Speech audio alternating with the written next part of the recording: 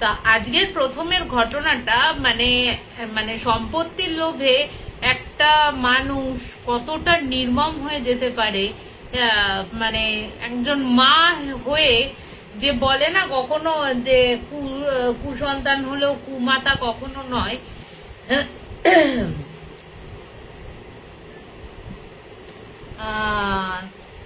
তো কুমাতা কখনোই নয় যখন বলা হয়, তো এখানে বোঝা যাচ্ছে কুমাতাও এই পৃথিবীতে হয়। তা এবার বলে রাখি যে ঘটনাটা বলেছে তিনি হচ্ছেন নাতনি, মানে তার মায়ের ঘটনা, তার ফ্যামিলির ঘটনা আর কি। তা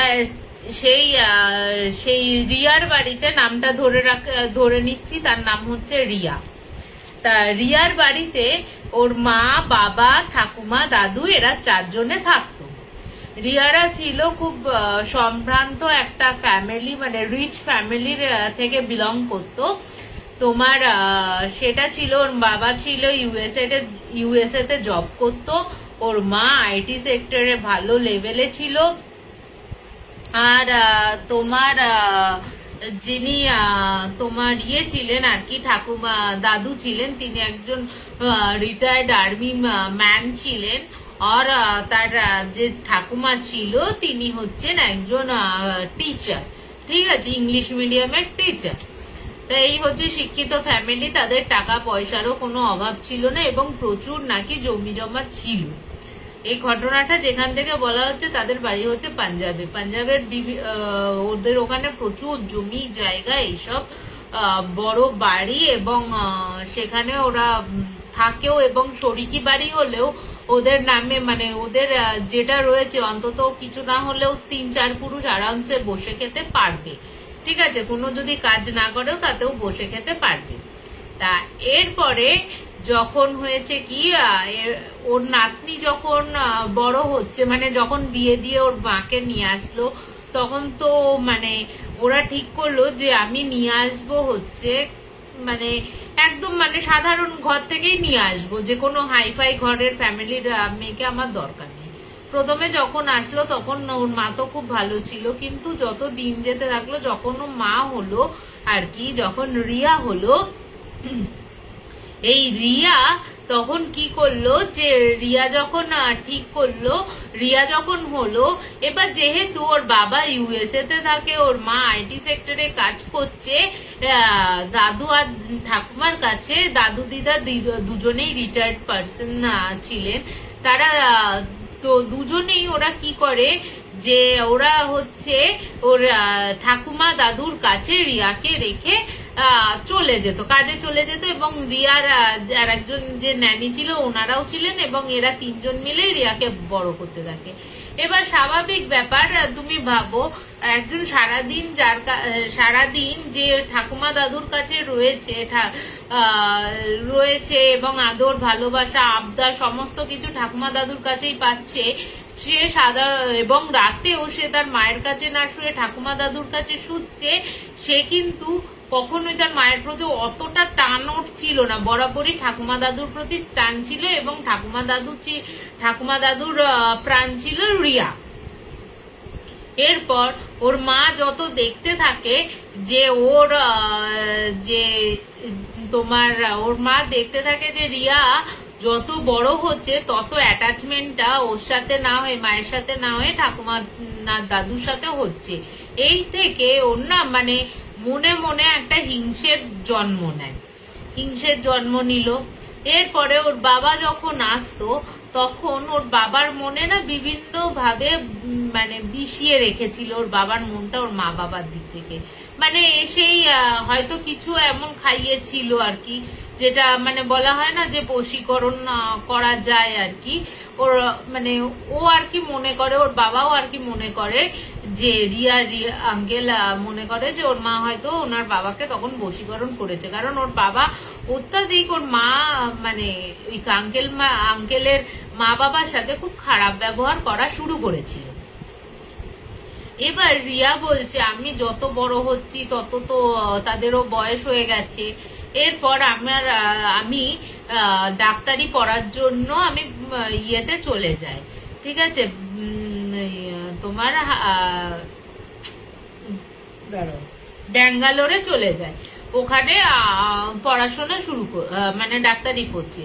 এবার সুকল্যাণ ভাই বলছে গুড ইভিনিং ভাই। তা এবার রিয়া বলছে যে আমি যখন ওই ডাক্তারি পড়তে চলে গেলাম, বাবাও যখন ইউএসএ তে চলে গেল, এবার বাড়িতে থাকলো হচ্ছে মা, দাদু আর ঠাম্মা।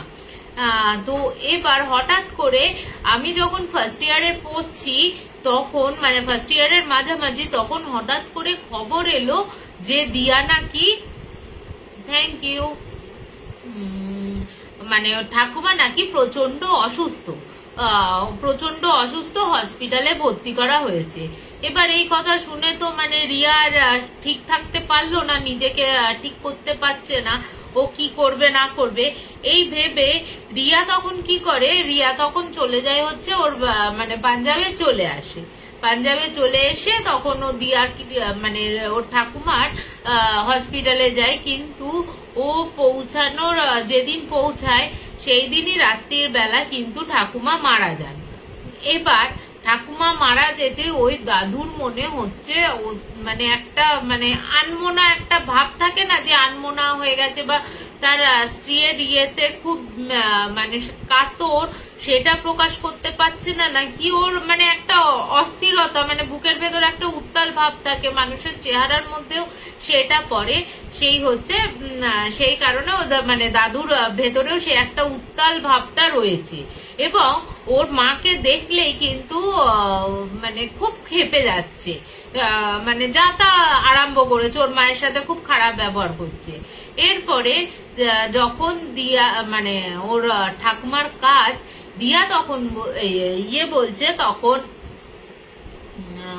যে একদিন দাদু আমার কাছে এলো হঠাৎ করে রাত্রির বেলা, কিন্তু এটাও আমি দেখছি যে দাদুর সাথে আমাকে একা কিছুতেই আমার মা হতে দিচ্ছে না, যে দাদুর কাছে আমি যখনই যাচ্ছি তখনই আমার মা চলে আসছে, কোনো না কোনো ভাবে আমাকে ব্যস্ত করে রাখছে। এবার যেদিন ঠাকুমার কাজ ছিল, সেই ঠাম্মার কাজের আগের দিন ও দাদু খুব ভোর মানে রাত্রির বেলা ওদের বাড়ি মানে ওর ঘরে আসে, এসে বলে রিয়া তুই চলে যা, আমার তোর সাথে এমন কিছু কথা রয়েছে যেটা এখানে বলা সম্ভব না, এবং এইটুকু মনে রাখিস তোর ঠাম্মার মৃত্যু কিন্তু স্বাভাবিক নয়। এবং বলছে স্বাভাবিক নয় মানে, বলছে হ্যাঁ ডাক্তারদের বলছে, তাহলে তোমরা স্বাভাবিক নয় কার বলছে আমি তোকে সমস্ত কথা বলবো, কিন্তু এখন না, তুই ফিরে যা, আমি বাইরে থেকে তোকে কল করে তোকে আমি কথাটা বলবো। এবার ও বলছে তো ঠাম্মার মৃত্যুটা কিভাবে হয়েছে তুমি তো সেটা বলো। এই বলতে বলতেই তখন দেখছে কি ওই ওর মা হচ্ছে দরজার বাইরে, বলছে দরজার বাইরে থেকে কিছু শুনছে ওর হঠাৎ অত রাতে, বলছে যে ও তখন বলছে এখানটা কে দাঁড়িয়ে আছে মনে হচ্ছে, তখন বলছে মা তুমি, বলছে হ্যাঁ তুই এত রাতে জেগে আছিস কেন, আছিস কেন, কথার আওয়াজ পাচ্ছি বলেই তো আমি এখানে ছুটে এলাম, কার সাথে কথা বলছিস, আর বাবা আপনিও এখানে এসছেন কেন, এইভাবে ওদের দুজনকে তো বকাঝকা করে ওরা চলে যায়। এবার ওর মনেও সন্দেহ জাগতে শুরু করে। এরপরে ওর তো ঠাকুমা যখন কাজ হয়ে যায়, ওর কাজ তো করে চলে যায় আবার কলেজের উদ্দেশ্যে, যেহেতু অনেকটা দূর ছিল, ও হোস্টেলে থেকেই পড়াশোনা করছে। এরপরে মানে যখন দাদু দাদুর চলে গেছে, দুজন একা বাড়িতে, যখন উনি একা থাকে, একদিন উনি ফোন করে বলছে যে তোর মা খুব অত্যাচার শুরু করেছে আমার উপর। তখন ও বলছে আমার মা তোমার উপর কি করছে বলো তো দাদু? তখন বলছে তোর মা আমাকে খেতে দিচ্ছে না, আজ প্রায় 2 দিন হয়ে গেল, একবেলা করে খেতে দিচ্ছে, আমাকে পেনশন আনতেও যেতে দিচ্ছে না, মানে পেনশন বলতে কি ওই টাকা পয়সার ব্যাপারটাকে, ওই টাকা পয়সাও তুলতে দিচ্ছে না, আর প্রচন্ড মারধর করছে। আমি তোকে কয়েকটা ফটো মানে হোয়াটসঅ্যাপে পাঠাচ্ছি, সেটা তুই দেখ। এবং এটা কিন্তু বেশি দিন আগেকার ঘটনা, 2019-এর ঘটনা এটা। তখন ও যথারীতি ওকে তো উনি পাঠালেন, দাদু মানে দাদু পাঠাচ্ছে, বলছে দাদু জায়গায় জায়গায় না কালশিটে, চোখের এখানটা কালশিটে, গায়ে মনে হচ্ছে মানে কিছু দিয়ে ছ্যাঁকা দিলে যেরকম হয় এরকম অত্যাচারের দাগ। ও তখন বলছে, এবার বলছে আমি রেখে দিচ্ছি এই ফটোগুলো, তোর কাছে রেখে দে, আমি ডিলিট করে দিচ্ছি আমার এখান থেকে। তো ও তো ডিলিট করে দিলেন। এরপরে দিন যায় রাত যায়, দাদুর আর খোঁজ খবর পাওয়া যায় না। দাদুকে ফোন করলেও দাদুর আর কোনো খোঁজ খবর পাওয়া যায় না। এরপর ও কি করেছে, কাউকে না জানিয়েই ও ওর ওই বাড়িতে চলে গেছে, গিয়ে দেখছে দরজায় তালা মারা। এবার ও তখন বলছে দরজায় তালা মারা, ওর মাকে ফোন করেছে, ওর মা বলছে কিছু মনে করিস না, তো দাদু বলছে দাদু কোথায়, বলছে আমি আসছি, তুই কি বাড়ি, বলছে আমি বাড়ি এসছি, দরজায় তালা মারা, চাবি কার কাছে রয়েছে, বলছে আমার কাছে রয়েছে। আর ঠিক আছে, আমার অফিস আর কিছুক্ষণের মধ্যে ছুটি হয়ে যাবে, আমি এসে দরজাটা খুলছি। বলছে দাদু কোথায়, বলছে আমি আসি বাড়িতে, বাড়িতে আসার পর তোকে আমি সমস্ত কথা জানাচ্ছি। এরপর ওর বাবাকে ফোন করে, ওর মানে ইউএসএ তে কল করে, ইউএসএ তে কল করার পর দেখা যায় ওর বাবা কোনো ফোন রিসিভ করছে না। তো ও তো দাঁড়িয়ে থাকে, বেশ 1.5 ঘন্টা বাদে ওর মা বাড়িতে ব্যাক করে। এরপর ওর মা যখন ব্যাক করে তখন তো রীতিমতো মানে চিৎকার করছে, হ্যাঁ তুমি দাদু কোথায় গেছে সেটা আমাকে বলো, আমি পরে ঢুকবো। তখন বলছে ঠিক আছে, তুই এখান থেকে চিৎকার চেঁচামেচি করিস না, তুই চিৎকার করিস না এখান থেকে, তুই আমি ভেতরে চো বলছি। এবার ভেতরে গেছে, ভেতরে গিয়ে তখন বলছে তোর দাদু আজ দিন 5 হলো নিরুদ্দেশ হয়ে গেছে, কোথায় গেছে আমরা কিন্তু আর কোথাও জানি না। আমি নিজে পুলিশের কাছে গেছি, পুলিশের কাছে গিয়ে মিসিং রিপোর্টও ডায়েরি করেছি, কিন্তু পুলিশও কোনো খোঁজ খবর দিতে পারছে না।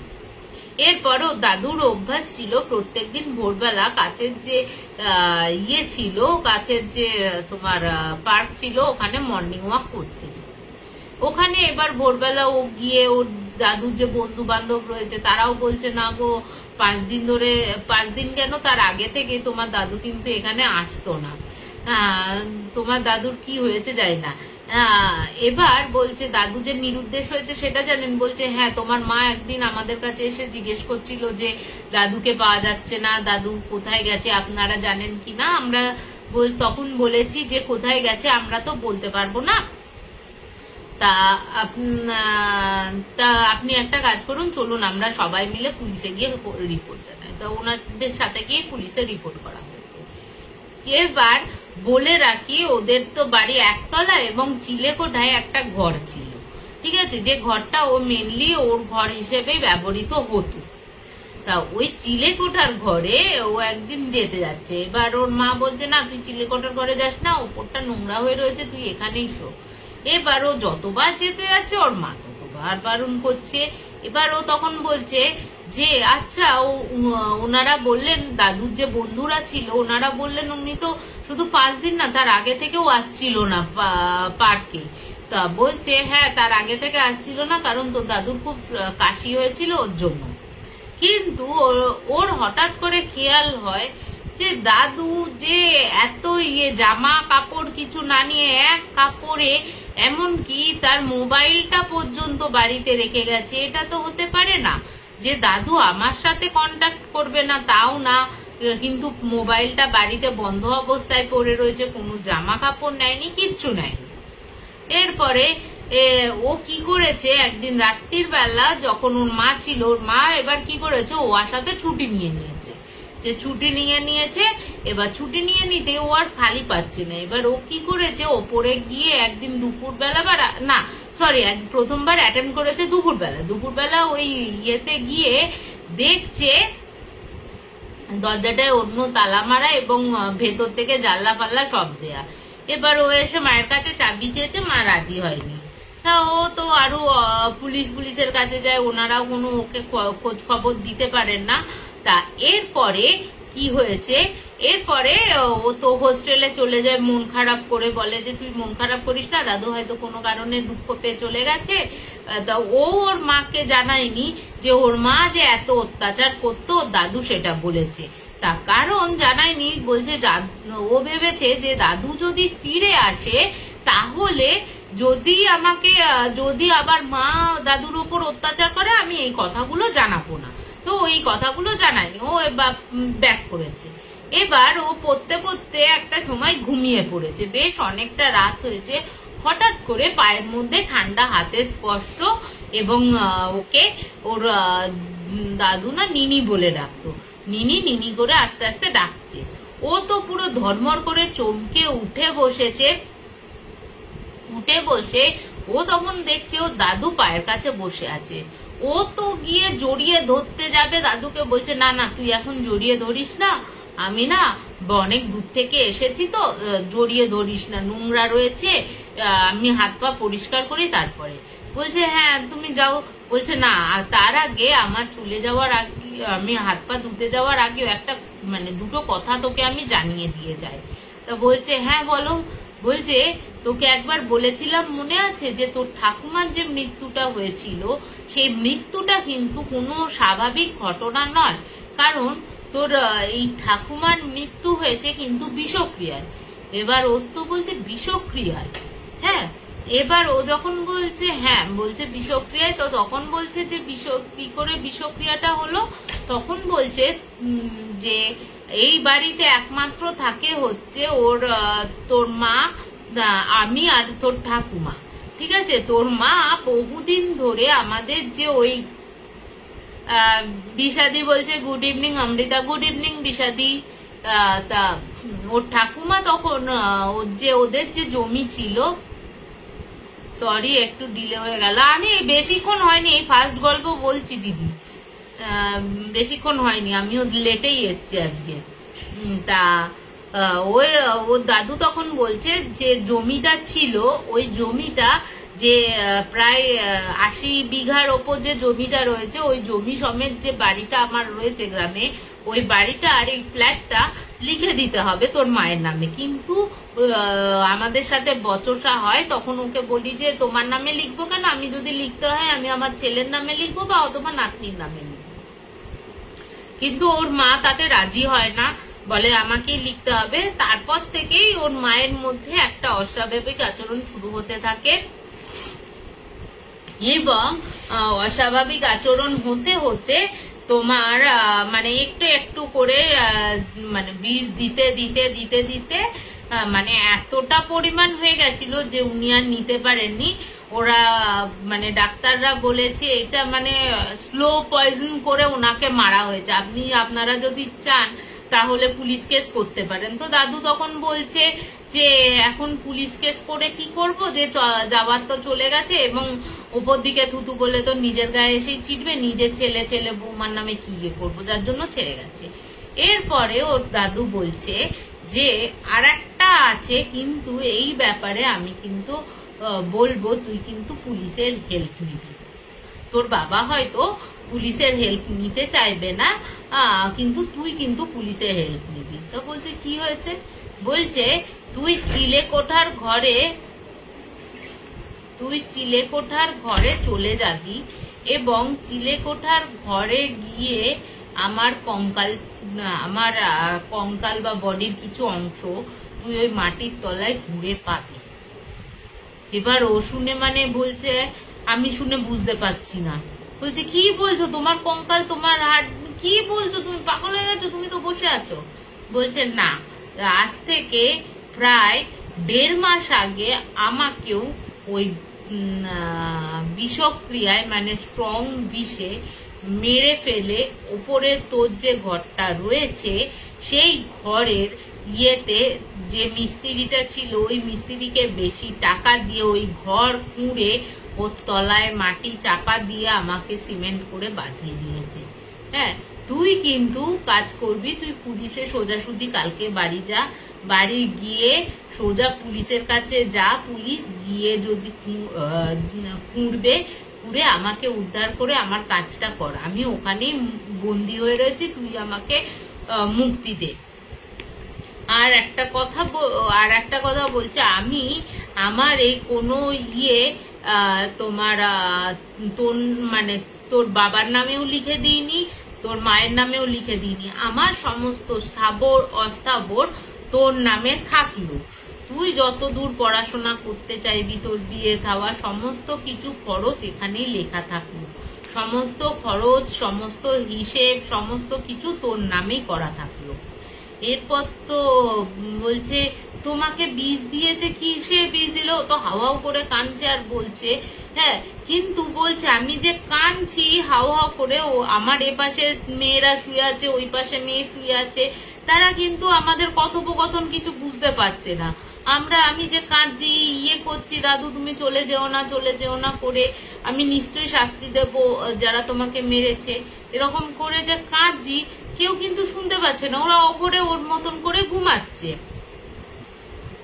এরপরে ওর দাদু তখন বলে তুই কিন্তু আমার কাজটা তুই করবি এবং চেষ্টা করবি আমার মুখে আগুন দেওয়াটা তুই করবি, যেটুকু আমাকে পাওয়া যাবে সেইটুকুই আমাকে পুড়িয়ে দিবি, পুড়িয়ে দিয়ে আমার আলাদা করে দেখবি আমার যে আলমারিটা আছে ওটা খুলবি, ওইখানে আলাদা করে আমার কি শ্রাদ্ধের জন্য কিছু টাকা রাখা রয়েছে, ওই টাকার মধ্যে তুই আমার শ্রাদ্ধ করে ছেড়ে দিবি। তা বলছে তুমি টাকাও রেখে গেছে, আমি বাবা রয়েছি যেখানে। তা ও তখন বলছে না, তোর মা যে আমাকে মেরে ফেলবে সেটা আমি ভালো করেই বুঝতে পারছিলাম, কারণ তোর মায়ের অত্যাচার দিনকে দিন বেড়ে যাচ্ছিল, না খেতে দেওয়া, বিভিন্ন জায়গায় ছ্যাঁকা মারা, মারধর করা, ঘরে আটকে রাখা, কল ইউজ করতে না, জল খেতে না দেওয়া, সমস্ত কিছু চলতো। এরপর তো এইসব বলে ও দাদু তো হাওয়ায় মিলিয়ে দেয় আর ও বসে খুব কাঁদতে থাকে। এবার কিছুক্ষণ বাদে ও যখন ওর পাশের একজনের টয়লেট যাওয়ার নাম করে উঠেছে, উঠে দেখে ও হাও হাও করে কাঁদছে। এবার ও যখন হাও হাও করে কাঁদছে, ও তখন বলছে কি হয়েছে তোর, কি হয়েছে, তখন ও সমস্ত কথা ওকেও বলে। তো ও তখন বলে আচ্ছা তুই তো একা সমস্ত কিছু পারবি না, আমিও তোকে হেল্প করব, এবং আমার জানাশোনা আমার নিজের কাকা পুলিশ অফিসার রয়েছে, আমি তার সাথে তোর কথা বলিয়ে দিচ্ছি, তুই হেল্পটা পাবি।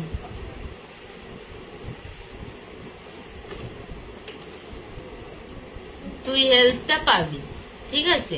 তা এবার ওই মেয়েটা ওকে হেল্প করে, ওর কাকার সাথে যোগাযোগ করিয়ে দেয়। পরের দিন ওরা দুজনে যায়, গিয়ে যথারীতি পুলিশ নিয়ে, ফোর্স নিয়ে, ওর মা তো প্রথমে ঢুকতে দেবে না, ইয়ে করতে দেবে না, পুলিশ ফোর্স নিয়ে ওপরে গিয়ে ওই মেঝে খুঁড়ে সত্যি মানে আধগলা দেহ পাওয়া যায়, মানে আধগলা দেহ পাওয়া গেছে, ওইটা পুলিশ নিয়ে যায় এবং নাতনির ভিত্তিতে এবং তার ওর বাবাকে জানানো হয়, এই দুজনের ভিত্তিতে ওর মাকে অ্যারেস্ট করে নিয়ে যাওয়া হয় এবং এখনো পর্যন্ত তিনি কিন্তু জেলেই রয়েছেন এবং তার সাথে কিন্তু মানে মেয়েটি আর ওর বাবার কিন্তু কোনো সম্পর্ক নেই এবং ওর বাবা কিন্তু রীতিমতো ডাইভোর্সও নেয় ওর মায়ের কাছ থেকে এবং পরবর্তীকালে ওই ফ্ল্যাটটা বিক্রি করে ওরা আবার অন্য জায়গায় চলে যায়।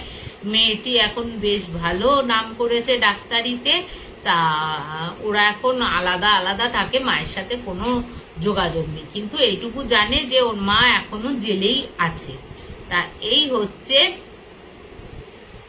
হাই মধুদি, তা এই হচ্ছে আমার ঘটনা প্রথম, যে একজন আত্মা এসে তার গুড ইভিনিং মধুদি, মানে তার নাতনিকে এতটাই ভালোবাসে, সে মারা যাওয়ার পরও তার নাতনিকে দেখা দিয়ে পায়ে টু পায়ে সমস্ত কথা ওকে জানিয়ে দিয়ে গেছে। তা এই হচ্ছে আমার ঘটনা। তা কেমন লাগলো একটু আমাকে জানিও। তার যে 10টা 7 বাজে, আর কি বলবো একটু বলো দেখি, বুঝতে পারছি না বলবো কিনা।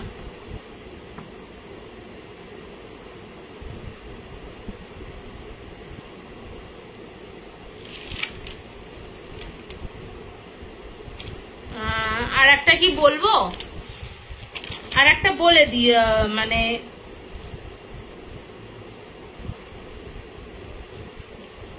এই ঘটনাটা আমার এখানকারই বন্ধু, তোমার দাঁড়াও ননদের নামটা একটু ভুলে গেছি, প্রিয়া ননদ, হ্যাঁ সরি, এখানে আমার যে এই ঘটনাটা বলে নি, আমার মানে ইন্টারেস্টিং লেগেছে এবং তার ছবিও আমি দেখেছি।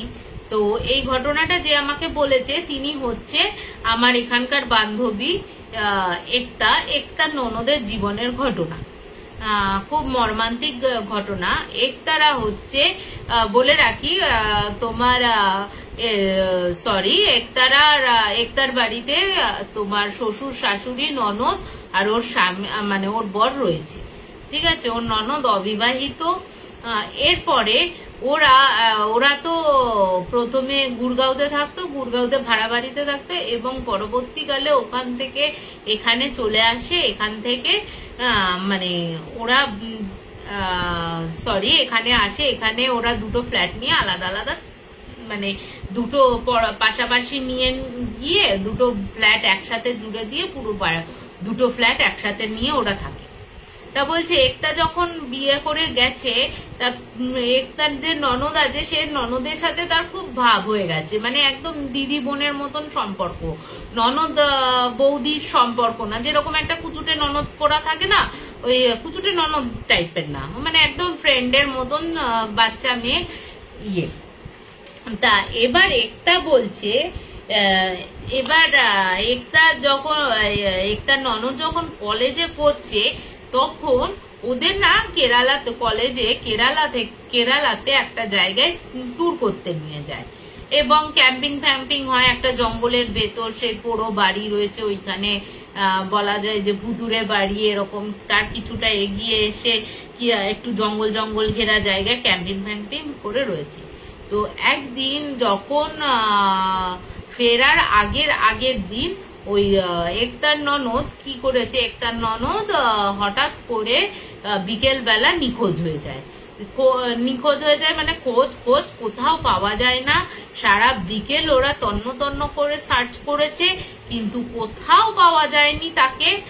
এবং যেহেতু রাতও হয়ে গেছে অত দূর মানে এবং লোকালয় থেকে অনেকটা ভেতরে ওরা থাকে, সুতরাং ওরা ঠিক করে যে পরের দিন সকালবেলা ওই একতার ননদকে খুঁজবে।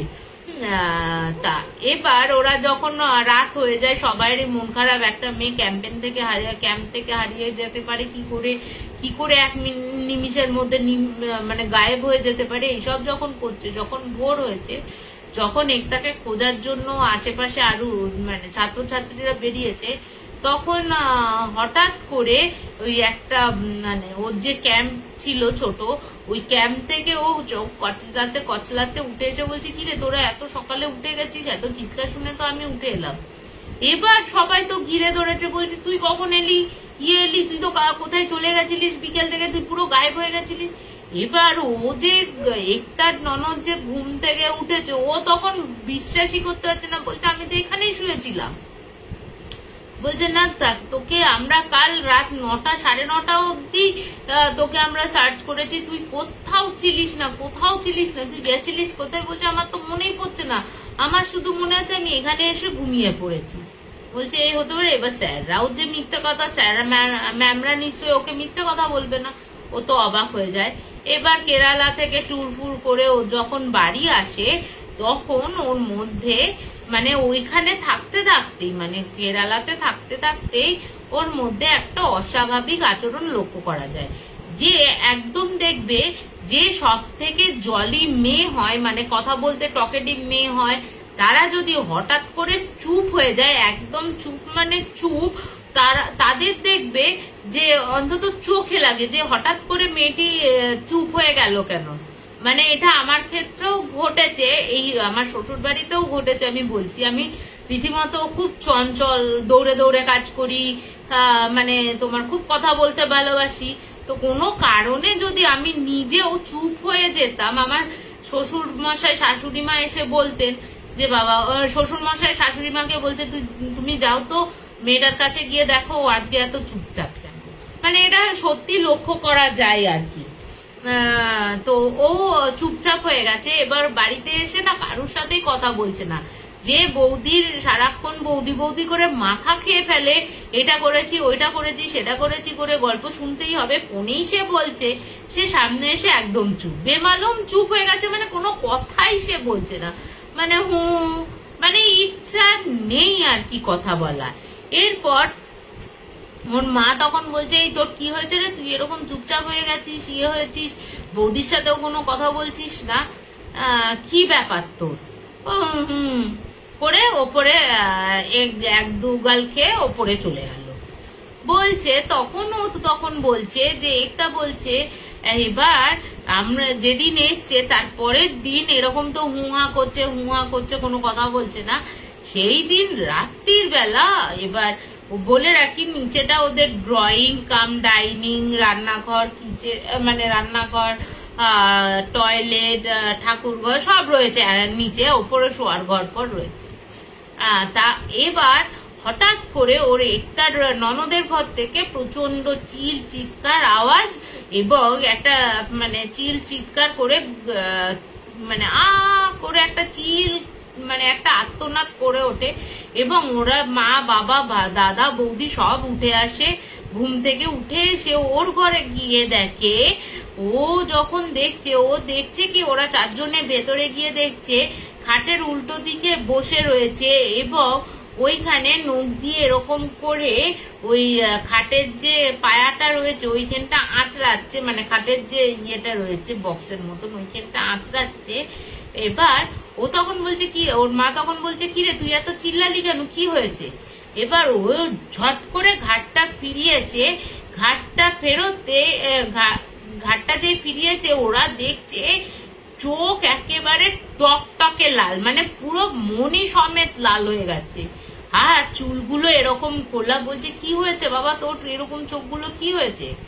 এবার ওর মাকে যখন বলে এরকম করছে, ওর মাকে এমন ধাক্কা দিল ওর মা ছিটকে প্রায় দরজার বাইরে বেরিয়ে যায়। ভাগ্যিস ওর দাদা বৌদি ছিল দরজার ওখানে করেছে। এবার ওর বৌদি বলছে কি তুই এরকম চোখ মুখ লাল কি হয়েছে? আর শুধু না গড়গড় করছে। এবার বলছে তোরা কে, মানে দুটো ডবল টোনে বলছে কিন্তু তোরা কে, এখান থেকে চলে যা, হ্যাঁ আমাকে আমার বাড়ি দিয়ায়, কেরালাতে আমার বাড়ি, এখানে আমি থাকবো না। হ্যাঁ এই করতে করতে এরকম ডবল টোনে কথা বলছে। এবার দেখো যারা মোটামুটি শিক্ষিত ফ্যামিলি তাদের বাড়িতে না খুব একটা এই ভূত প্রেত এগুলো বিশ্বাস করে না। তা ওরা তখন মনে করেছে যে একে ডাক্তারের কাছে নিয়ে যাওয়াই ভালো, হয়তো কোনো কি কারণে প্রবলেম হচ্ছে, তো ওকে ডাক্তারের কাছে নিয়ে গেছে, বিভিন্ন পরীক্ষা নিরীক্ষা করেছে কিন্তু কোনোই কিছু ধরা পড়েনি। কিন্তু অ্যাজ ইট ইজ যেমন কাজ তেমন সব নর্মাল, বাড়িতে আসলে ওরকম চিৎকার ডবল টোনে কথা বলে যাচ্ছে, তুই আমাকে কেরালায় দিয়ে, আমার বাড়ি কেরালাতে, আমি ওখানে আছি, ওখানে আমার দরকার আছে, ওখানে আমার একজনকে ওখানে আমার মারতে হবে, ওখানে আমার মৃত্যুর জন্য যারা দায়ী তাদের আমি মারতে এসছি, তোরা আমাকে কেরালায় পাঠিয়ে দে, এরকম করে বলতে থাকে আর কাঁদতে থাকে। বেশি দিন হাতে টাইম নেই করে কাঁদতে থাকে আর বলতে থাকে।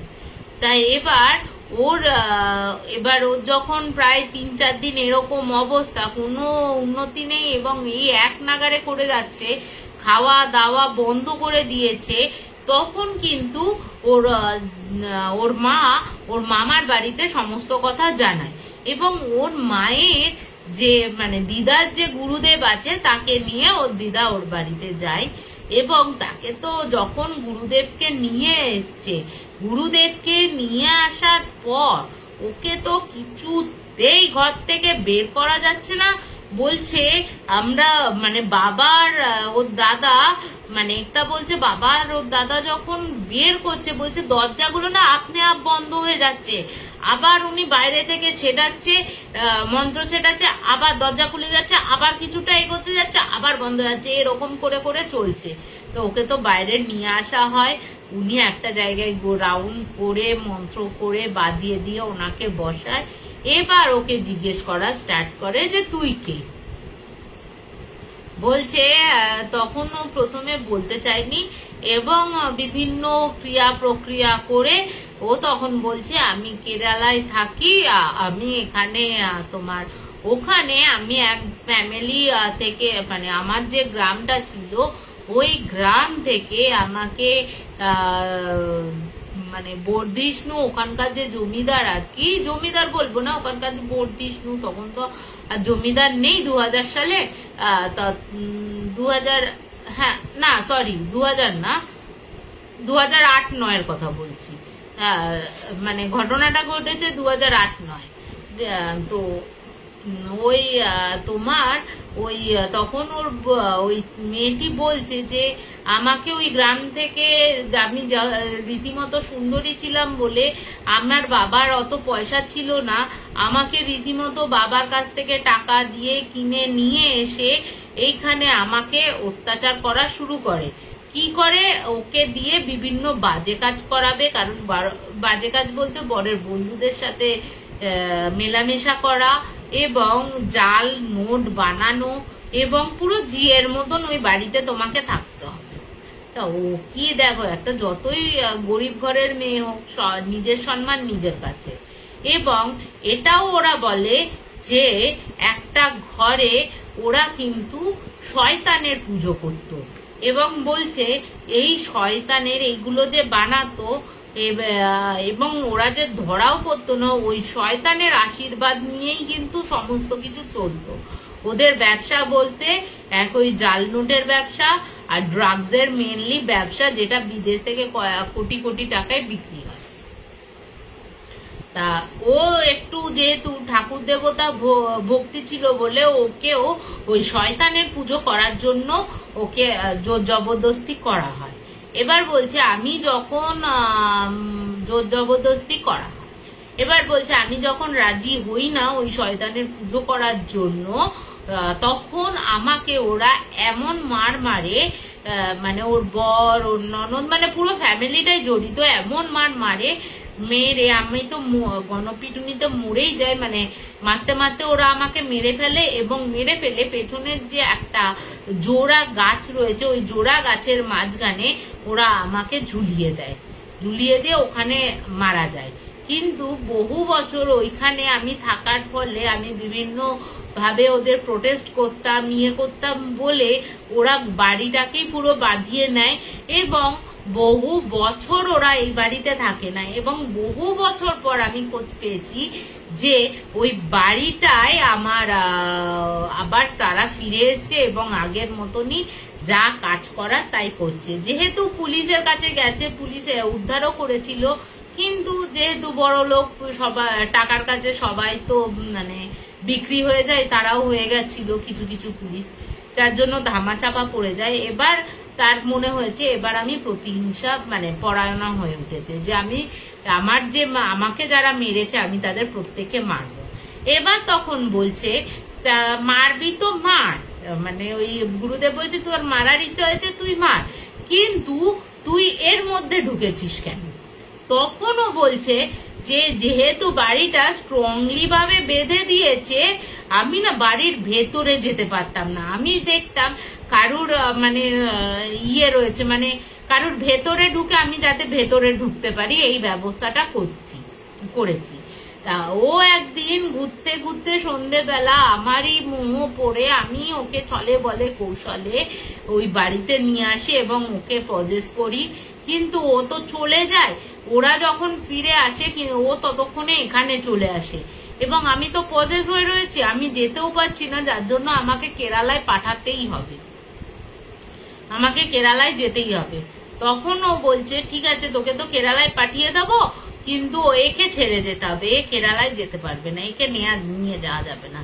বলছেন না, এ যদি না যায় তাহলে আমি কিন্তু যেতে পারবো না, ভেতরে ঢুকতে পারবো না এবং আমার যে রয়েছে আমার যে তোমার প্রতিহিংসাটা নেওয়ার রয়েছে সেটা আমি নিতে পারবো না। তা তখন ওকে বলা হয় যে হ্যাঁ তুমি, তখন ও দাদা বৌদি ওর মা বাবাকে বলে একবার কেরালায় নিয়ে যান, আমিও যাব আপনাদের সাথে, আমি প্রোটেকশন দিয়ে নিয়ে যাব এবং ওখানে গিয়ে যা ব্যবস্থা করার করব।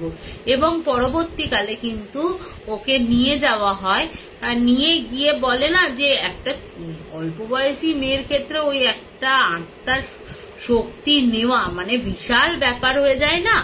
তা ওরা কি করে যে ওরা তখন ওই বাড়িতে যায়, বাড়িতে গিয়ে যখন ওর ভয়েসে ওকে ডাকছে ওরা তখন চমকে বাইরে বেরিয়ে আসে, বেরিয়ে এসে ওর গলায় তখন বলছে কি রে চিনতে পারছিস, এবার দেখ কি করি। ও তখন কি করেছে, এই এবার দেখ কি করি বলে ও তো ভেতরে গেছে, মানে 1 লাফে ভেতরে গিয়ে ওর বডিটা পুরো ছেড়ে দিয়েছে, ও অজ্ঞান হয়ে যায়। কিন্তু ওরা ভাবে যে অজ্ঞান হয়ে যায়, কিন্তু পরবর্তীকালে যখন ওদের আরো পুলিশে খবর দেওয়া হয়, ওখান থেকে উদ্ধার করা হয়, ওকে ইয়ে করা হয়, সমস্ত কিছু প্রসেস করা হয়, ওদের জেলে টেনে নিয়ে যাওয়া হয়। যখন ও ধপ করে পড়ে যায়, ও দাদা বৌদি মা বাবা সবাই কাছে গিয়ে দেখে ও কিন্তু আর নেই। তো ও তখন ওই গুরুদেব বলেছিল নাকি যে ওর যে মানে ঊর্জাটা অতটাও শক্তিশালী ছিল না যে এই একটা শক্তিশালী নেগেটিভের সাথে ওর যুদ্ধ করবে, যার জন্য এর পাওয়ারটা এতটাই শক্তিশালী ছিল যে ও বেরিয়ে যাওয়ার সাথে সাথে ওর প্রাণটাও চলে গেছে। তা এই হচ্ছে আমার দ্বিতীয় ঘটনা। তাই একটু কেমন লাগছে বলো আমাকে, যাই হোক একটু কেমন লাগছে আমাকে বলো। তো আজকে এখানেই আমি শেষ করছি, যেহেতু আমি নিজেও লেটে এসেছি এবং প্রচন্ড ঘুম পেয়ে গেছে আমার। সেই সকালবেলা উঠেছি, তারপর থেকে চলছে, চোখগুলো লাল হয়ে গেছে আমার ঘুমের চোখে। হ্যাঁ, এই হচ্ছে আমার শেষ ঘটনা। তারপরে কিন্তু ওদের ধরে এবং প্রচুর বলে রাখি যে যখন পুলিশে খবর দেওয়া হয় পালানোর চেষ্টা করে, কিন্তু পালাতে পারে না। ওর যে ইয়েটা আছে ওই ঘরের মধ্যে বন্দি করে রাখে ওকে। পরবর্তী ক্ষেত্রে পুলিশ গিয়ে ছাপামারি করে সেই জাল নোট, তারপর বিভিন্ন ড্রাগসের কোটি কোটি টাকার ড্রাগস তারা উদ্ধার করে, ওদের গ্রেপ্তার করে নিয়ে যায়। গ্রেপ্তার করে নিয়ে এখনো হয়তো তারা কি আছে জানা যায়নি, পরবর্তীকালে তারাও জানে না। তো বলছে এরকম একটা যে একটা মেয়ের প্রতি এরকম মানে আমার ননদকে মানে চলে যেতে হবে, এটা আমরাও ভাবতে পারিনি। যে ননদ যে খুব বেশি অ্যাগ্রেসিভ হয়ে গেছিল তা নয়, শুধু একটু এরকম এরকম করে কাটতো, ইয়ে করতো, এরকম জাস্ট 2-3 দিন এরকম দেখার পর যখন মামার বাড়িতে জানায় ও এসে ইয়ে করে, মানে জাস্ট 8-9 দিনের মাথায় এই কাণ্ডগুলো হয়ে ওই মেয়েটি কিন্তু মারা যায়। তা এই হচ্ছে আমার লাস্ট ঘটনা। তা কেমন লাগলো একটু আমাকে জানিও, কমেন্টগুলো আমি পরে উত্তর দেব। তা এখানে আজকে আমি শেষ করছি। পরবর্তী হয়তো তোমাদের সাথে আমার বিজয়া দশমীর দিন আবার দেখা হবে। তো শুভ কি বলবো, দ্বিতীয়া বোধহয় আজকে, প্রথমা দ্বিতীয়া বা তৃতীয়া যাইবে। শুভ শারদীয়ার শুভেচ্ছা। খুব ভালো করে তোমরা পুজো কাটিও। আর আমরা উৎসবে না ফিরে বরঞ্চ প্রতিবাদটাই করি। উৎসবে তো ফেরা যেতেই পারে অবশ্যই, কিন্তু তার মধ্যেও কিন্তু আমাদের প্রতিবাদটা হোক। আমাদের মনে রাখতে হবে সে কিন্তু এখনো বিচার পায়নি। এবং আজকেও দেখলাম যে একটা মাত্র 10 বছরের নাবালিকা বাচ্চাকে ধর্ষণ করে মার্ডার করা হয়েছে। ছি ছি ছি, আমরা কোন রাজ্যে বাস করি, কিছু বলার নেই। অসুর দমনের জন্য হয়তো মা দুর্গাকে আহ্বান জানানো উচিত। আমরা আমাদের মতন করে পুজো করে তাকে ডাকি না। নাইবা হলো এবার দিনের পুজো, নাইবা হলো ইয়ে, একটু মাকে মন থেকে ডেকে এই অসুরগুলোকে যাতে বধ করা যায়। আজ পুজোর দিনে একটা 10 বছরের মেয়ে, মানে মায়ের কোল খালি হয়ে গেল। আজ আমি নিজেই 8-9 বছরের পুত্রের মা। তো খুব মানে পুজোর সময় এইসব জিনিস মানে নেওয়া যায় না। প্রত্যেকে শাস্তি পাক, অভয়া যেমন দোষীদের শাস্তি পাক, এই 10 বছরের নাবালিকাকে, একটা ছোট্ট মেয়ে, ফুলের মতন মেয়েকে যারা ধর্ষণ করে মার্ডার করেছে তারাও যেন শাস্তি পায়। তাই এই বলে আমি শেষ করছি।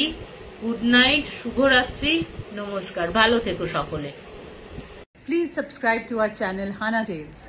Comment, share, like, and don't forget to hit the notification bell for more videos.